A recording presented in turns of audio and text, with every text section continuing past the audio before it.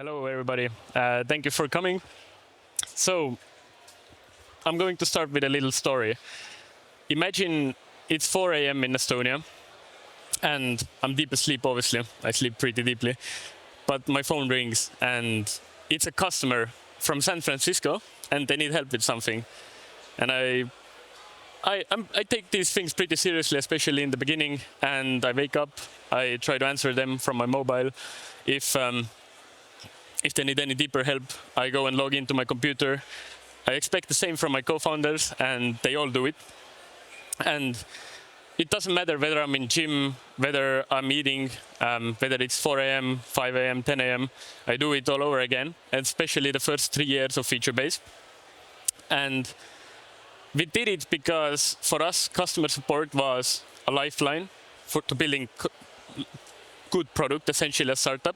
But what I didn't realize at the time was that we used actually customer support for product discovery and customer discovery.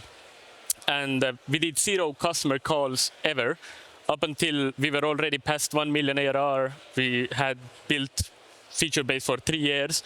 So today I'm going to talk about how we managed to build feature base to a product that our customers love without actually doing any customer calls, and the different methods that we used. So here are some testimonials that I picked out from the very early ones. I don't know if you can see them well, but basically they all say that feature base good, feature base nice, UI nice. And even a funny story with Lovable. Lovable was our customer. They kind of grew out from our product, but how we closed Lovable as a customer was also because our product was good, actually.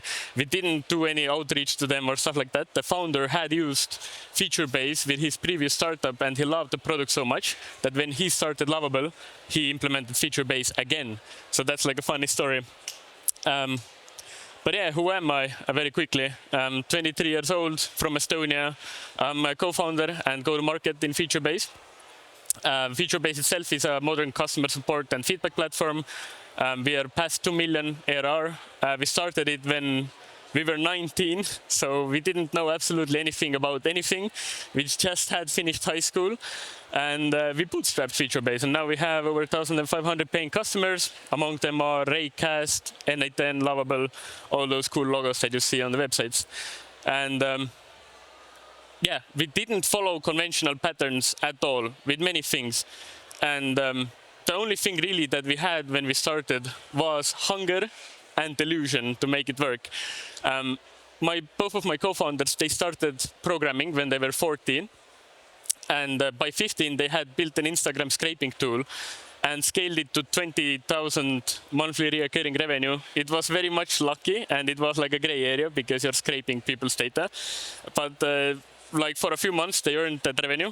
But then came another very cool founder, young one, that had a bit of different plans for us, and they sent them a cease and desist, and they closed it.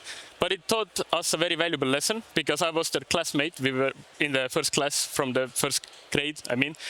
So I saw everything that they were doing, and it gave us like this stupid delusion that we can do it again. It doesn't matter how old we are, it doesn't matter our experience, we can do it again. And that method didn't take away from us. So, can everybody, how many of you are actually building products or have built products? Raise your hand. All right, not everybody is VC, thank God. And how many of you guys have heard the advice that you need to do customer calls and you need to tell customers every week?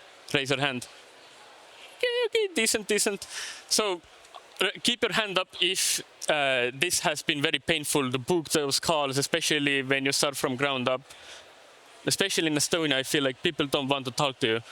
And yeah, so the average Y Combinator advice is go talk to your customers, go do customer calls, book those meetings, and obviously you need to get the input from somewhere, but we didn't get that input from customer calls because we were shy. I mean, welcome, we're in Estonia. And it takes so much effort. It's very painful to get a customer call with a senior product leader when you're 19 years old.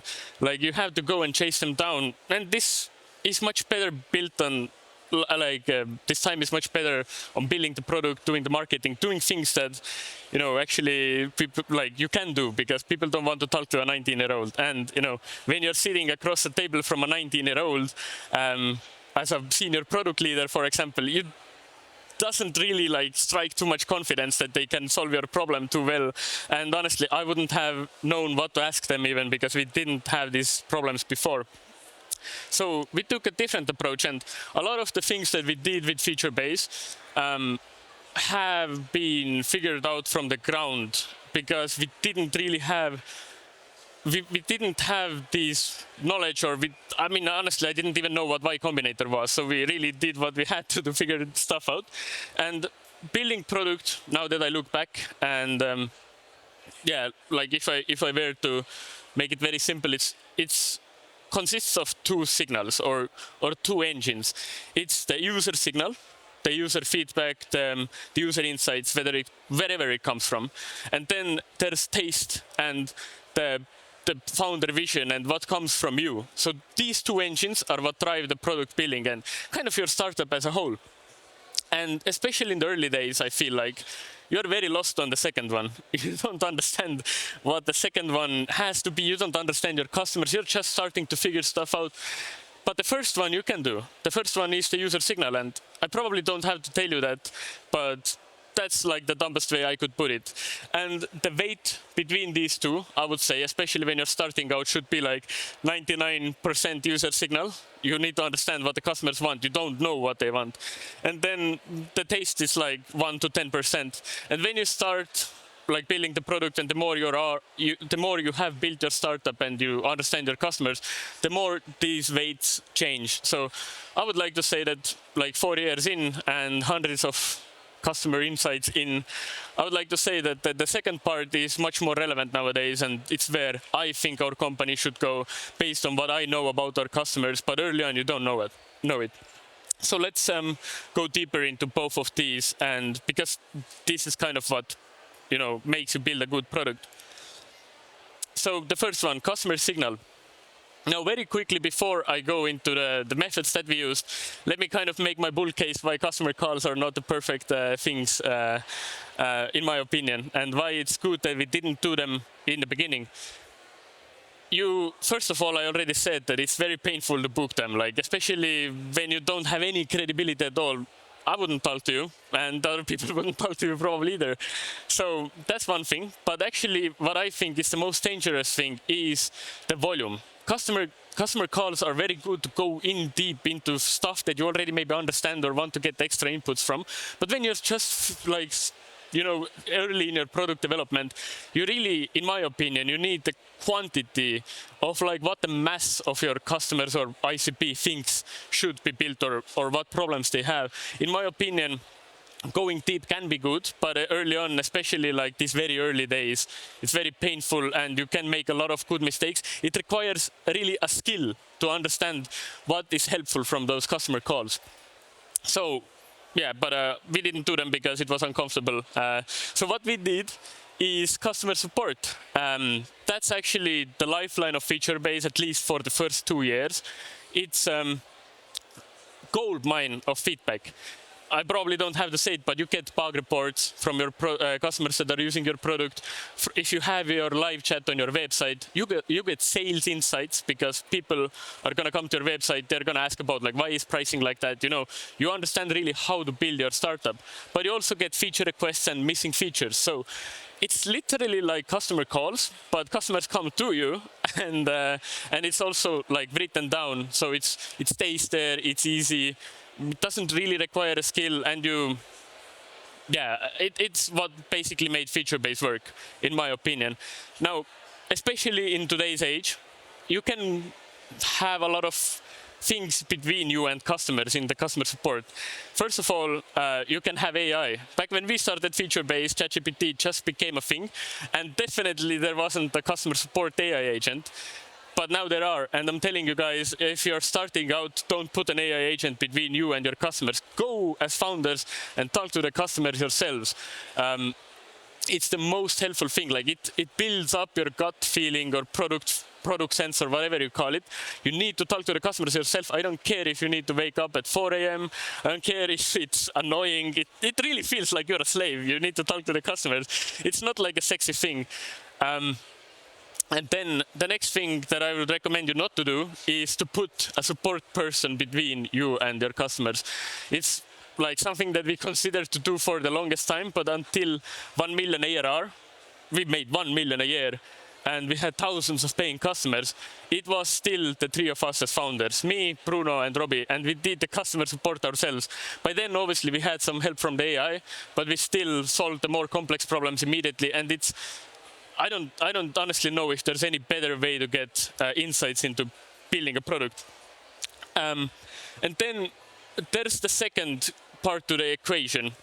I wanted to mention that customer support, aside from building the product, very good for other things as well. Very good for building relationships with your customers. Just like customer calls are, you solve problems for them, and they see that the founder is helping them in live chat.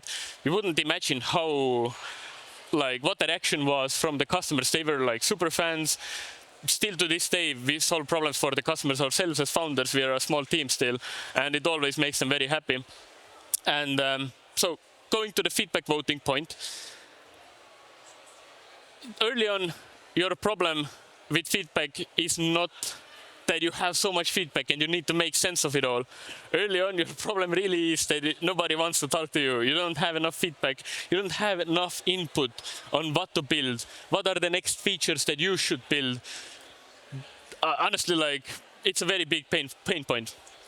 And how you solve it is you build a feedback loop.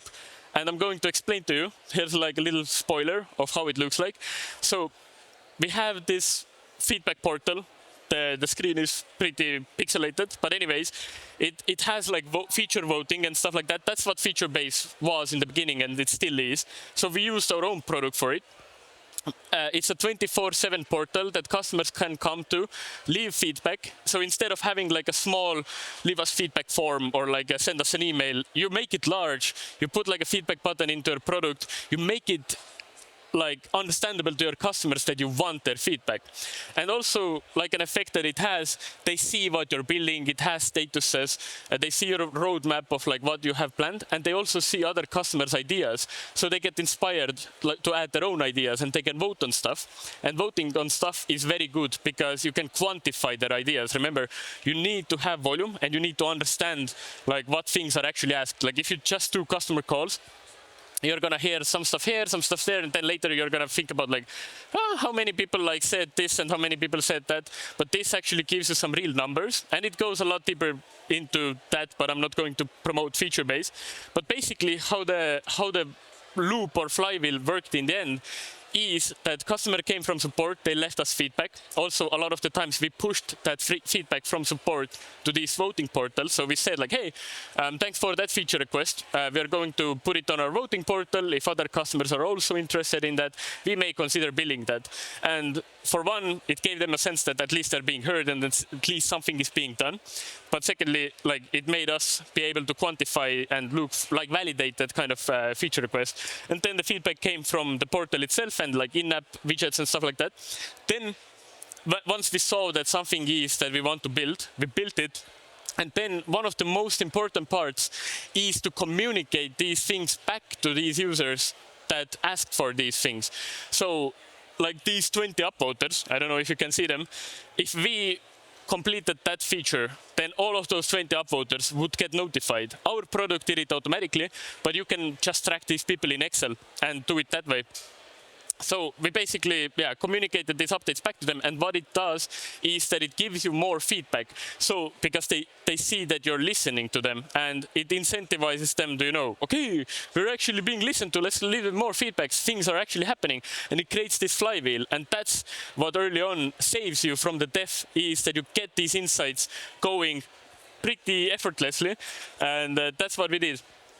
Then the second part of the engine, I'm trying to go over pretty quickly, is the taste. And early on, I kind of listed these points in the order that I think they can be done. So the first one is copy others. And I haven't heard that much like publicly being talked about, but I think it's like a power move. Early on, you don't know what to do. You don't like, you are a one-man team, maybe three-man team. So go and take inspiration from products, your competitors, your adjacent products that have multi-million-dollar teams, that have like all these senior product leaders that do those customer interviews for yourself. So actually the idea of feature-based came because we scrolled Twitter and there was this founder that talked about that they're making 30,000 monthly recurring revenue with their feature voting tool. That's how we decided that we are going to build feature-based. And we did it, and we just did it better. We innovated more. We thought like what would make us better, like more affordable, just better support, stuff like that. And up until this day, when we ship features, we take a lot of inspiration from adjacent products and competitors, but we always try to think how we can make this different. So the second part is dogfooding your own product. I could honestly make a whole speech about that, but like 80% of our day, 80 with a 0, is probably spent inside feature-based. Mainly because we can, because it just serves our own problems so well. But whatever you do, honestly, try to spend as much time that you can inside your product, because that acts as a filter to this user signal. Users are gonna say to you like build X, build Y, build Z, but you don't really understand like a lot of the times why you should do it. And when you are your own customer, then you understand like, hey, I have had this problem as well. And hey, like, you start understanding the customer inputs a lot better because you feel these pain points as well. And you also can evaluate how painful something is.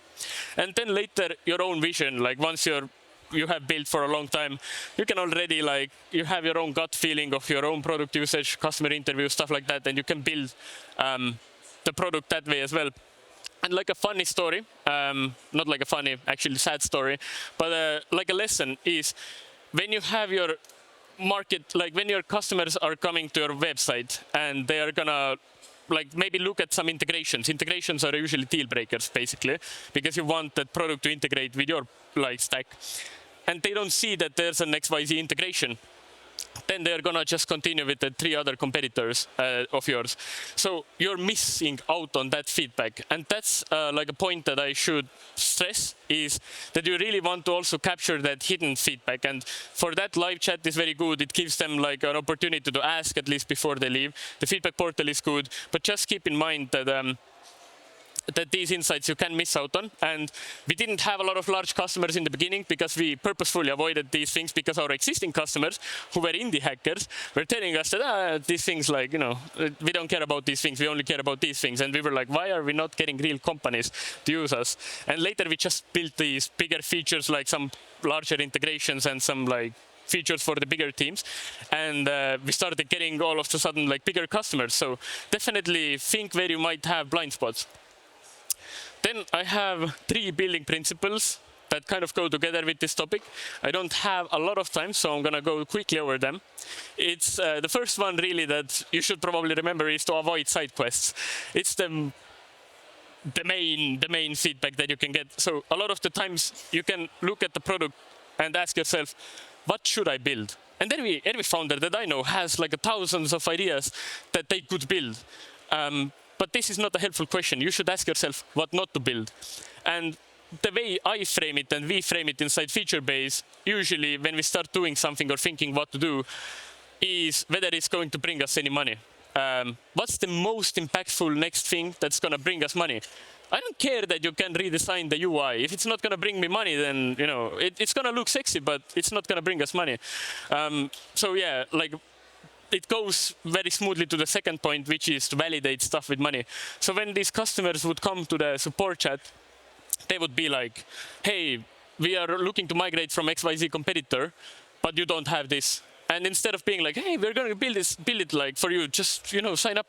We just said like, hey, sign up to the most expensive plan and we're going to build it next week. And if they didn't sign up, then it's probably good that we didn't build that thing. But a lot of them did sign up. And we validated that this is like a real problem for this person and this team. So probably a better problem for others as well. And then the last thing is to ship fast. Very generic advice, but I cannot stress how important it is. Just ship out, even with 1,500 paying customers. And I think we have 60 million end user records in the database. We ship stuff out without thinking about it even. Like we just built MVP. My co-founders designed stuff straight in code. We have zero Figma designs. We just ship it out there. And instead of like figuring out where the bugs could be, we just start monitoring the live chat, and customers are going to tell us where the bugs are. And it's not like a risky move to make, because if you fix these bugs, then they're going to be even more happy. So don't stress about the bugs too much, and they're going to say what's missing and stuff like that. All the stuff that we are too lazy to figure out. So ship fast, reiterate. You never know what the customer wants as much as you can listen to them. So just give it to them and see what they say.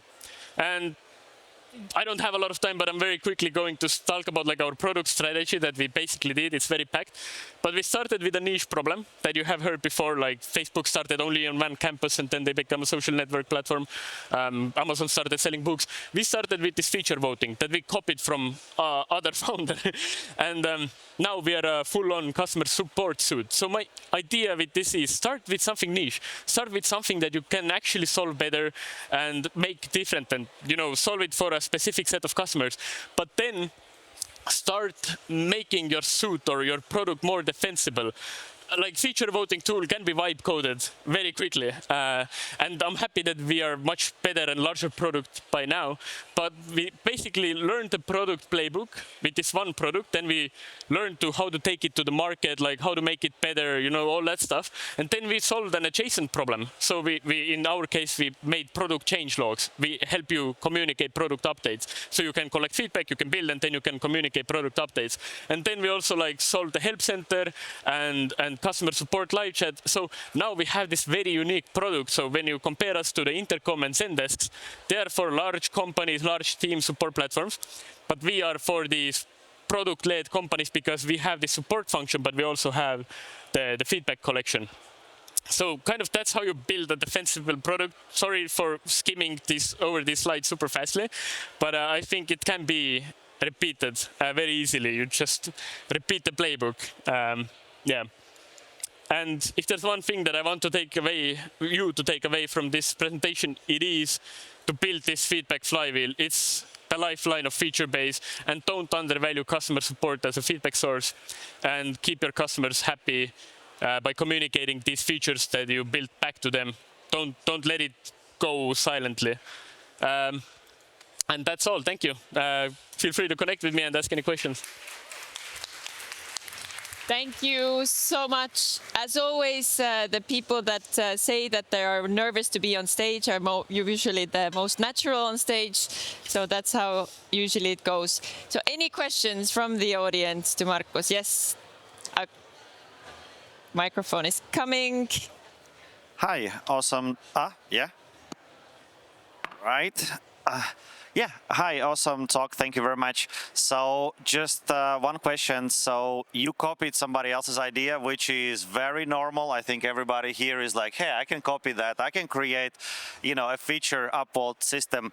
But what stops others from just cloning your DNA? Where is your moat? What makes you uncopyable? Yeah, that's what I tried to very quickly say in the last slide, but I didn't have enough time. My bad. My whole idea, and I could make this a separate presentation, is once you copy somebody, and like the more you copy, the more you have to think about what makes you better. Always, always, always, and I think that's a mistake that a lot of founders don't ask themselves is, why should anybody pick you? Why should anybody pick you? The answer for us in the beginning, when we only had that copied feature voting portal, was that we are more affordable. We are more attentive to you as a customer, so it was like a huge differentiator actually. A lot of the competitors, they didn't give two Fs about their customers anymore. They were already so big. We made them like a custom service. We helped them out with anything and stuff like that. So support, affordableness, and in the end, once we had the product mature enough, the feedback voting product, we innovated on top. So a lot of these customers, the competitors, they just left the product there, and I don't know what they were like on the beach drinking tequilas or something like that. We actually innovated on top. Like we added like some AI features that were very new thing back then. The AI just became so, and now now, as I kind of try to say, we added these adjacent products to this feature voting portal. And if you go to our website later and you see, like, we are not a feature voting tool anymore. We are a customer service suite. And the feedback collection is just like a support function to the customer support, actually. And the suite is so large that you really can't copy it well in depth. It's like, takes a lot of time. And we also undercut the pricing as F, because we're bootstrapped, so we don't need to really make a lot of money to make a lot of money. So these two are really kind of the value metrics. But like, I could go deep into these things, and always we are trying to think about like what makes us better than the competitors. Yeah. Also, very quickly with this topic, when you copy somebody else, you need to understand, especially building in a competitive market, your product probably is not enough when you think that it's good enough.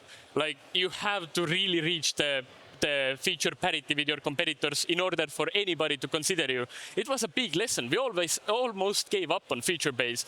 I remember, like, I was stressed out because my co-founders were like, let's give it up on this idea. But in the end, like, we just understood that we just didn't have the crucial features in place. So the MVP that you imagine in a competitive market is much more polished than it actually probably you think it is. So yeah, features are important. Yeah. Any other questions? Sorry, I may be too lucky to have a microphone in my hands and a question at the same time. So first of all, thank you very much. It was pretty inspiring.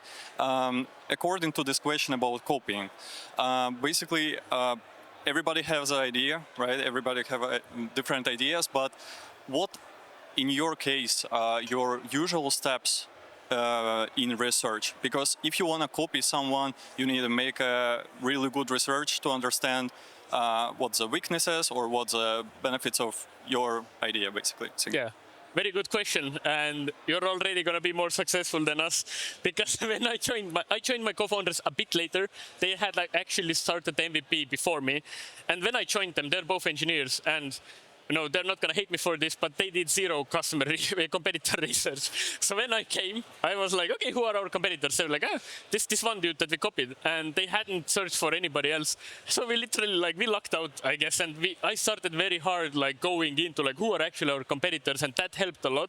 But before you build something, definitely research what's out there, what are the gaps to fill.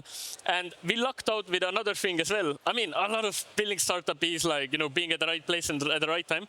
But we had this competitor that was kind of dominating our market segment before we came, and they had just moved up market.